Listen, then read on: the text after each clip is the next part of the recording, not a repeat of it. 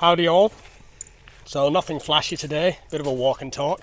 Now this is a video that I've been thinking about making for a long time, but felt called even more to make it since I released this video here, how I lost everything in Thailand. And it really is a story of addiction, and so I got a lot of feedback on it too. A lot of people asked various questions about it and gave their insights and shared their experiences as well. And there's many people around the world that have had similar experiences. The loss of the life, how they knew it on account of addiction. And a few of those comments suggested that actually perhaps I wasn't addicted to alcohol. I wasn't an alcoholic. Maybe I was just a heavy drinker. And that made me think, well, maybe I didn't really clarify the depth and the nature of my addiction, which is something that I want to do very openly and frankly now. And so I'm going to tell you some things that actually may quite well paint me in a bad light. I'm just going to be very honest about how it was, about the situation, and because I believe that sharing our story can help others. A Naked Guru is really about that. It's the channel that I created just for very honest discourse.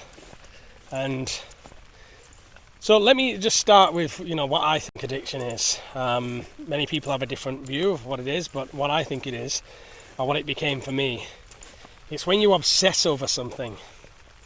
It's when something becomes the focal point of your entire life. So for some people, for me it was alcohol.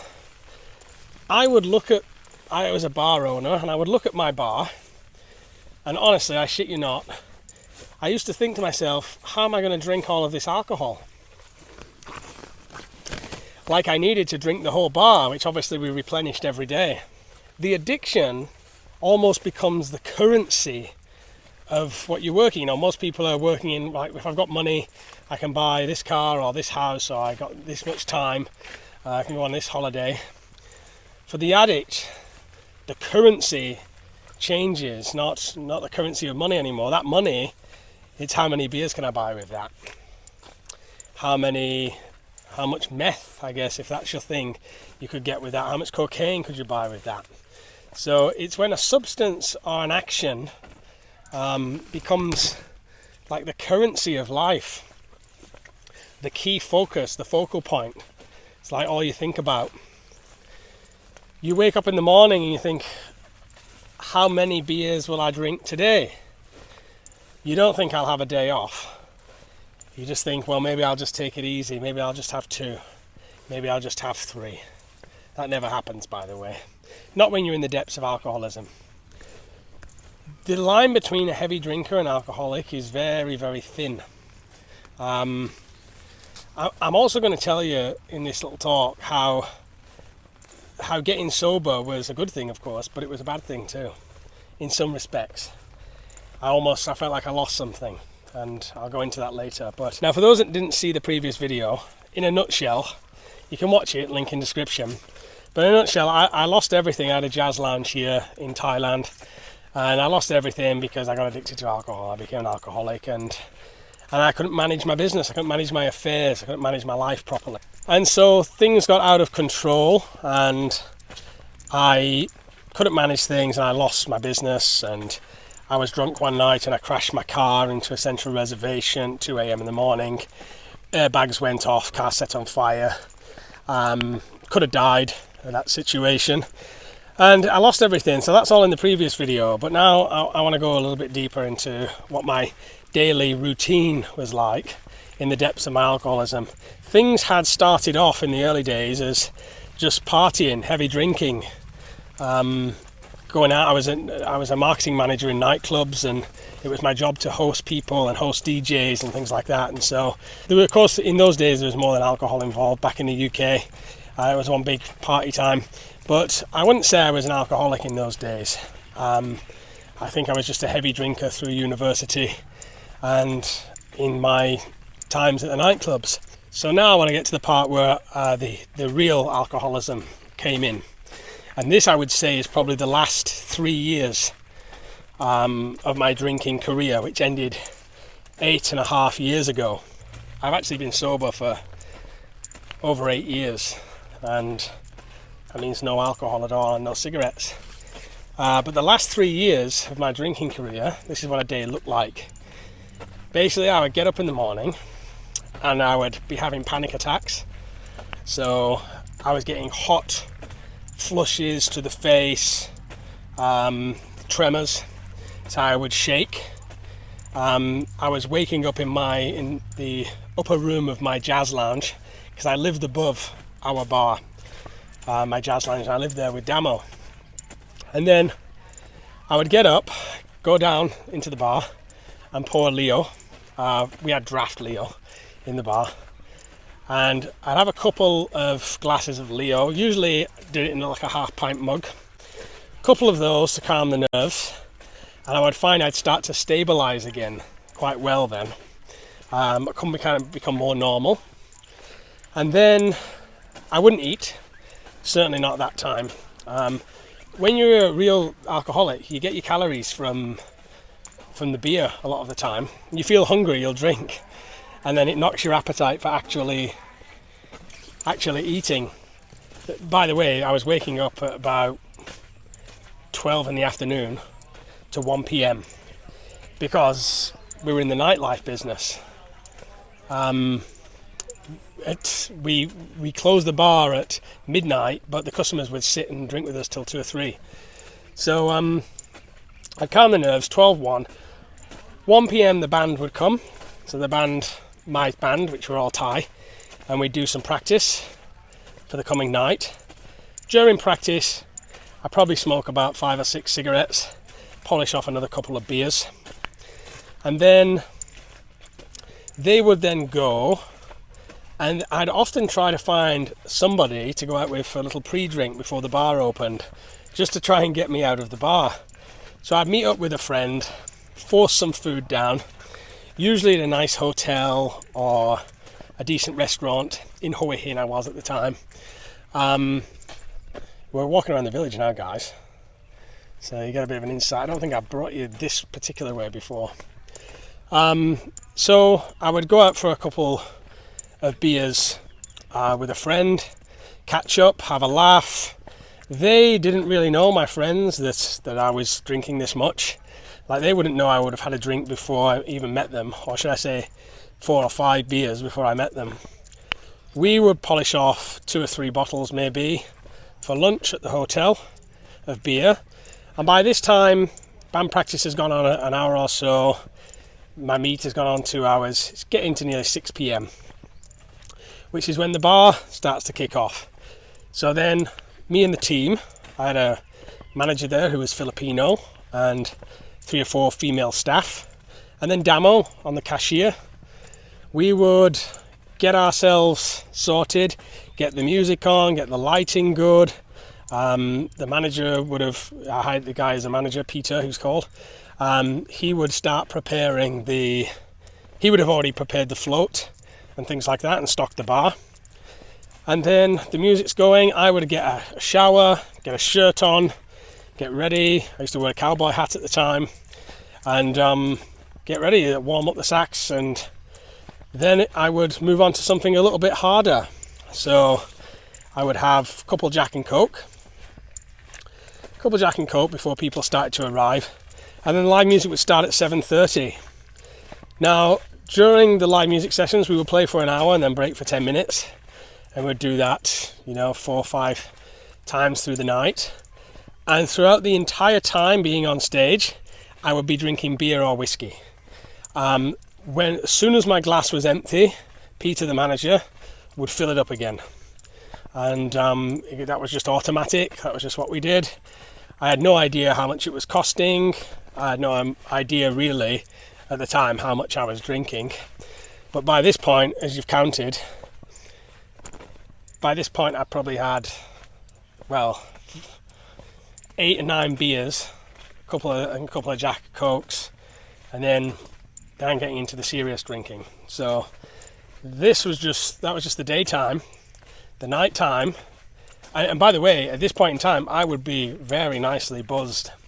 So I would be feeling great, and I would be, really getting in the mood to play some music. Because when you play music, I wouldn't say I'm a particularly great musician. I'm not the best singer in the world. I'm not the best saxophone player in the world. But I think I got a lot of passion, and the alcohol really brought out the passion. And so I kind of faked it until I made it. If I ever made it, I don't think I ever made it. But I think I'm probably one of the only people in the world that can't play saxophone, that owned a saxophone lounge and performed on his stage every night. I mean, my saxophone playing is probably, in comparison to my friends who are professional saxophone players and play with Eric Clapton and The Who, the Rolling Stones, he's a trumpet player, Roddy. In comparison to them, my saxophone playing is amateurish at best. So, but anyway, the alcohol got me into a mood of just kind of confidence, and then getting in line and in tune, in the zone, with that music. Playing that, we played like Nina Simone, we played B.B. King, played Etta James, Rather Go Blind. We played all the great music, fantastic music, and the alcohol would really get me in the zone, and by that time I'm very in the zone. Now, let's go a little bit deeper into this. That went on for a while. Midnight the band stops, and then I sit drinking with the customers. And this is where, I could be having anything from wine to whiskey. I probably polished off at least half a bottle of Jack at this time. But then the drinking went into hyperdrive at this point, 12 o'clock, sit with customers. Sometimes we would go out to the clubs after that till 5 or 6 o'clock in the morning. And you know how that goes. Just one drink after another, after another, after another. And so the whole body was just running off sugar from the Coke, from the Jack and Coke, and beer. Now, bear in mind, at this point in time, especially at the start of the 3 worst years, I never suspected alcoholism. For me, I was just like, this is just heavy drinking. This is just the party lifestyle. It's the rock and roll lifestyle, So for me, I didn't think, I'm in serious trouble here, I'm an alcoholic. Not until the later part, anyway. This was just heavy drinking for me. But then, as time went on, I started to see as the stress was going up, as the business wasn't doing so well. I was drinking more to kind of escape the problems that I was facing, and that was having a negative effect on the business. It was having a negative effect on mine and Damo's relationship, because she was seeing me slowly kill myself, if you know what I mean. And that was harmful to her. So back to the daily routine. At the night time, the alcohol would be so much in the body that I wouldn't be able to sleep, and so I would take Xanax or Valium to get to sleep. Now, I've had a lot of friends that died from mixing alcohol and Xanax and Valium. They didn't make it. They went to sleep and didn't wake up. And I would sometimes be very reckless with it and have 2 or 3. I never really had more than that, but I definitely did. He said those buffalo over there will run into you. They're not our buffalo. I just get used to ours being so docile. Here's the temple, see.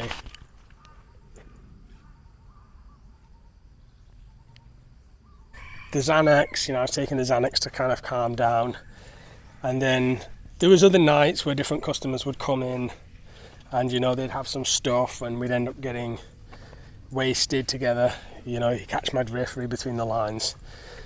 But those in particular, I ended up spiraling down on more than just alcohol. And some nights I would come home and I would sit in front of Damo. Well, I'd be on the floor and I couldn't breathe, and I felt like I was going to die. My heart was racing. I was burning up, and I felt like I was going to die. And I said to Damo, this is it, I'm going to die. Because I've been doing this, I've been drinking heavily for 10 years. And I've been drinking as heavily as I've just described for 3 years.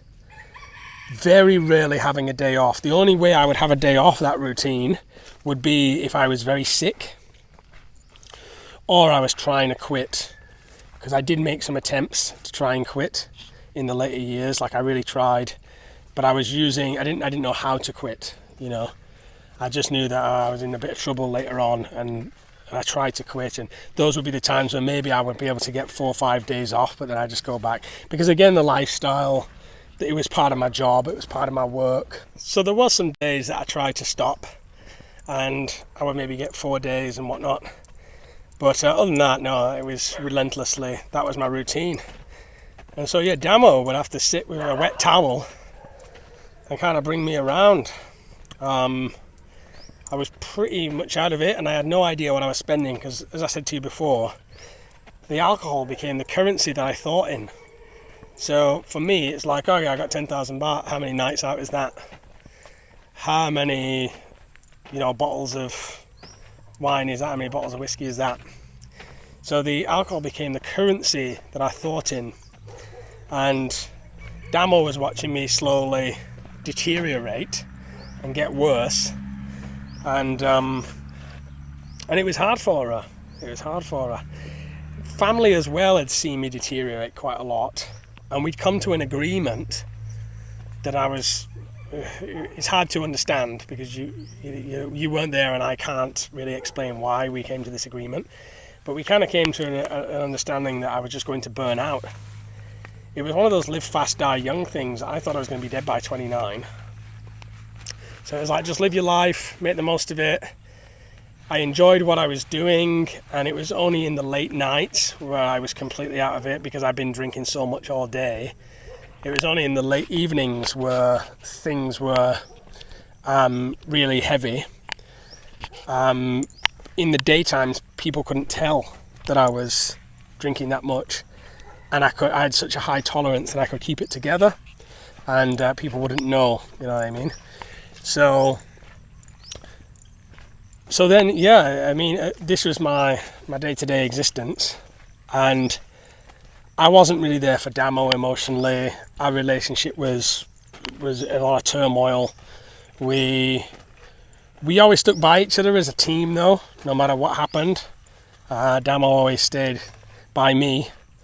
I think, to be honest with you, we did something for each other, me and Damo. Like, when I met Damo, she was working in a bank, earning very good money in Bangkok, but her life was somewhat robotic. So she was working in a corporate environment.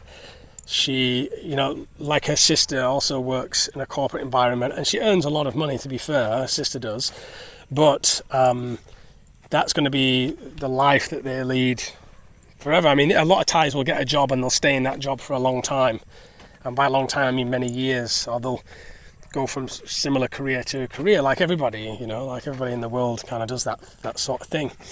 So with Damo, when she met me, her life was doing well. I didn't need to save her. It's not one of those relationships in Thailand where you think, oh, I'll save this person from something. There's no saving in there. We kind of teamed up and became business partners. We did the English schools first, and then the bar, and we've done other things. We do now. We do things now. We're very much like partners, and Damo's very entrepreneurial, and she's very smart. She has a degree in business and finance, and so she's smart. But I think what we did for each other is Damo was there for me in terms of stability. She brought stability and transformation into my life. It's a little bit like Beauty and the Beast. Beauty and the Beast is a metaphor. The Beast he's a terrible, unsophisticated beast, can't control his emotions, can't control his life, that was me. And Beauty, Belle, comes in and she transforms him into a prince, right? Well, that's the metaphor for the alchemical transformation of a man through a good woman, which is very hard to find. And it's hard to find in the modern day as well, because a lot of relationships are just based on money. It's a mutual exchange, so the transformation doesn't... it's just a financial exchange, so the transformation doesn't take place. Or it's based on sex, or it's based on some ulterior motive other than kind of unconditional love. I'm lucky in that I met somebody that our relationship was based on unconditional love, and so she provided stability and transformation. She was a big part of my quitting the alcohol and getting sober. But there was much more to it than that in the transformation, which I probably don't have time to go into in this video since it's already going on so long. And then what I represented to her was adventure, freedom, a life. I guess if she was the order, I was the chaos. You know, what I'd like to think I did for her was make her life more fruitful and exciting. She got to move to Hua Hin, we did businesses there. We moved to Phuket, we did stuff there. We moved to Bali with my work in hospitality there. And so I think I gave her life a lot of adventure and meaning in that way. So this is what I see as like why we're so good for each other. And as I said in my previous video, when I hit the rock bottom, which is where I thought, yeah, this is it, I'm going to die here, my liver was swollen and I was turning a tinge of yellow, and my eyes were turning yellow from all of the alcohol and the not eating and the malnutrition. And so I thought I was going to die, and I hit rock bottom. That's when I lost everything. I lost my business, lost the car. And Damo, as I said in the previous video, she could have just left and said, oh, you know, he's a lost cause. But she didn't. We got a little condo and she worked a little job and she looked after us for a while, because I think she'd already seen, like, we'd done a lot together, so she's seen that there was potential and she knew that I loved her. And that's what love is, I guess. You stick with somebody at their worst.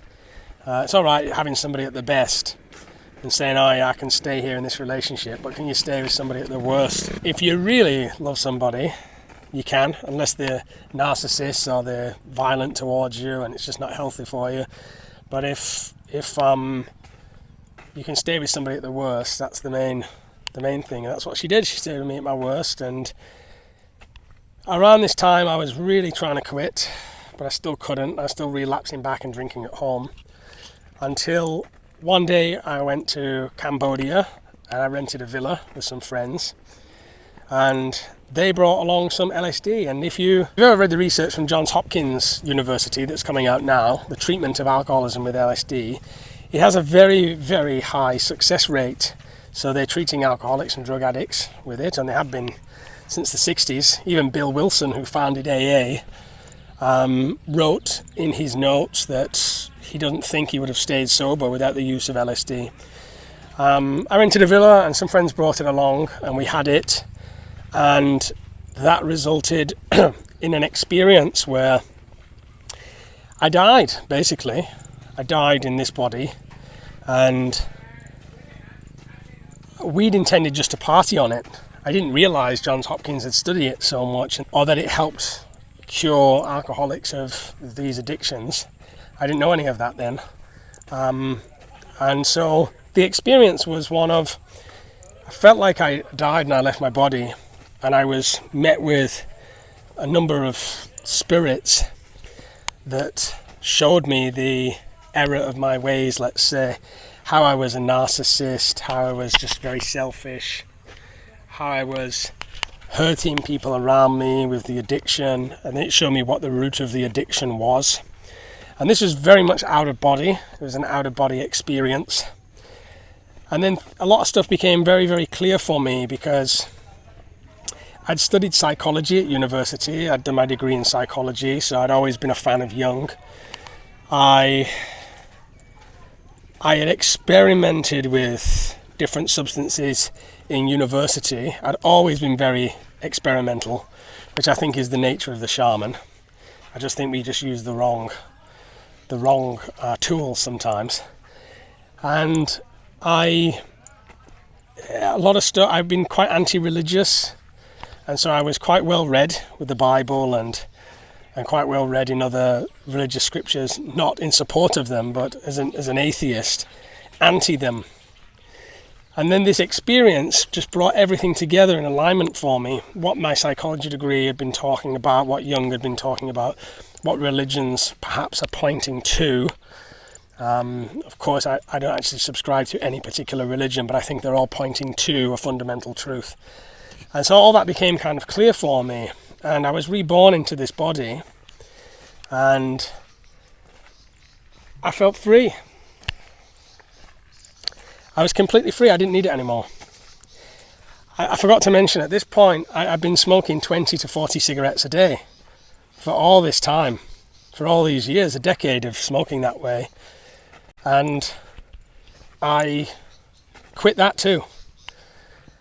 I threw the cigarettes away, I threw the alcohol away. This experience had gone on, this out-of-body experience, had gone on for about 9 hours. Friends had gone to bed. I was naked on the balcony overlooking the pool doing a yoga. So you can picture that one in your head. And in the morning when they woke up, I said, that's it guys, I'm done. And these were old friends. And they said to me, oh, we've heard this before, you're going to stop drinking, blah, blah, blah. You've said it to us many, many times before. But I was like, no, this time it's true. I'm done. And I was done, because that was eight and a half years ago. I never had a drink after that. After I saw the healing potential of these different medicines, in fact, I made it my whole life study to learn more about plants, fungi, medicines, and addiction. I found many, many other people all across the world that had similar experiences. Many people, and I found all the studies that show this is a potential answer for people that are in the depths of addiction. Now, luckily, I'd never been addicted to anything like meth or heroin. I'd never kind of pushed onto those substances, and I'm very glad that I hadn't. Maybe if I'd stayed in my addiction long enough, I would have gone to the next level, but I didn't, and I'm very glad that I didn't. It was like alcohol for me. But then I found like there was whole communities talking about how you can overcome these addictions by the use of these plants and these medicines. And so since that day, I just felt completely free. And I never looked at alcohol the same. It just didn't have any power over me.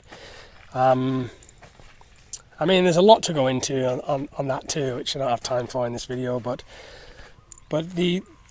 before I lived in fear. I lived in a lot of fear, and I lived in a lot of, I think, unresolved trauma and pain from the past.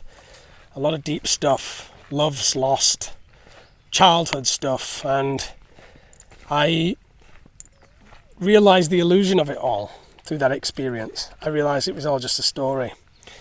It almost resolved all inner conflict. And because there was no inner conflict anymore, I didn't need to medicate the conflict anymore with the alcohol or whatever it was. There was no need to medicate. I didn't need it, and I was free. And then Damo was then fundamental in the further transformation, in that we decided to make a family together, and later Otis was born, and we decided to have kids, and we decided to live an alternative life and get out of the bar industry. I worked in the hotel sector for a while, but then I went into cafes and things like that, and building these cafes, the coffee club. And then life changed. We're more about like, okay, saving, and let's live a simple life. Let's simplify our lives, and let's just think about us. I cut all people out. All my friends were kind of still drinking and stuff like that, and we just had nothing in common anymore. It's not that I didn't like them, or I don't like them, or I think that drinking's bad. I don't. But we just didn't have the same view on life anymore. I just wanted to live more of a hermit, peaceful life, and that's what me and Damo did. And as the years went by, the transformations continued to come, and there's a loss there, there's a death there, and there's a grief there. You mourn for who you used to be. You grieve for who you used to be, because that person's gone. And maybe I was a lot more fun then. I think people liked me a lot more then, because I was a musician, and I think I was a lot more fun because I was drunk most of the time. And so you grieve for that person you used to be. Now I'm very reclusive, maybe, and just calmer, and just I'm happier, I think. I'm happy. I'm not having as much fun, but I'm happier. I can be a better father, I can be a better partner, we have a better relationship. Things are good, but I'll always miss the person that I used to be, and I know that friends miss the person I used to be, because once you change a lot and you transform, people will still project onto you who they think you are. And you're not that person anymore. That person's dead. So you're not who they think you are anymore. That person's gone. And so there can be grief there, and there can be a lot of anger there as well, I found, from people. It's almost like they don't like you.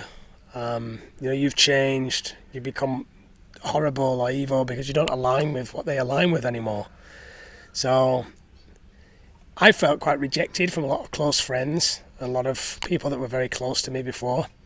I felt like there was just no relationship anymore. Any relationship died with who I used to be. And so there's grief there. But that's just how it is. If I had to ask myself, would I rather be an addict and an alcoholic and nearly dying and taking Xanax to stabilise myself? Or would I rather be, like the past 8 years, peaceful, in the garden, content with myself and focusing only on my family? And it's always going to be the latter. And that's it, guys. That's my story of addiction. I can talk a lot more about it, and I will talk a lot more about it, but thanks for listening and joining me on this little walk today. If you get something from it, let me know, and please share your story in the comments. Nothing's hard, everything is easy with you around. No bombards, everything is easy when you come around.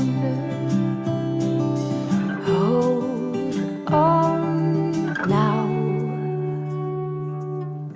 I remember meeting you in a dream, thinking that's the love of my life.